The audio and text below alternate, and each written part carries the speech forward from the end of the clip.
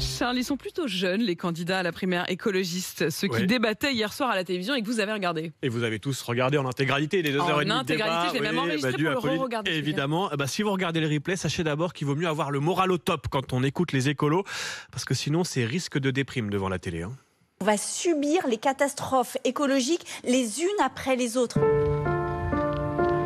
Une catastrophe écologique qui a aujourd'hui des conséquences vitales. Des sécheresses qui vont s'aggraver et augmenter en fréquence. Et on a massacré la biodiversité, les insectes, les oiseaux. C'est ce qui nous envoie dans le mur.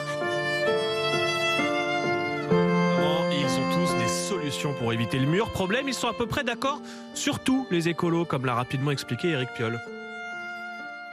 On n'est pas obligé de s'étriper, Il y a un consensus large et c'est la force de notre formation politique aujourd'hui. Vous pouvez faire ce même débat avec 5 membres des LREM, ça va être rigolo.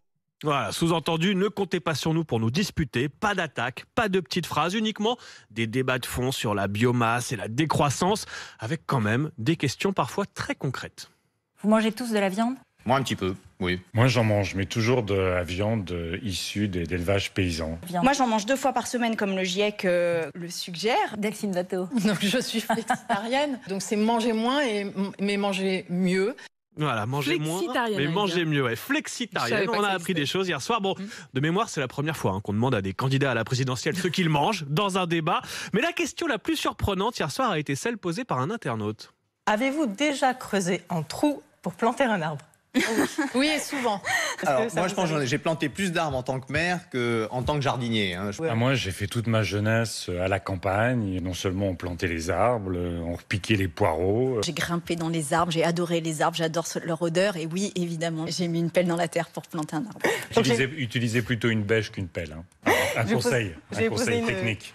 Utiliser une bêche plutôt qu'une pelle. Le tacle, on peut le dire comme ça, de Yannick Jadot à Sandrine Rousseau, c'était en fait le seul moment de friction hier soir. Pour le reste, c'était plus une discussion qu'un débat. On verra si ça suffit à mobiliser les foules. Premier tour dans une semaine à peine pour ce premier scrutin. Et vous disiez tout à l'heure que c'était parfois un peu angoissant de les écouter. Vous ne pourriez pas si bien dire. Il y a une nouvelle forme de dépression qui est considérée comme, ça s'appelle, et c'est très sérieux, de l'éco-anxiété. Ça touche beaucoup les jeunes qui sont très angoissés à l'idée que la Terre puisse disparaître.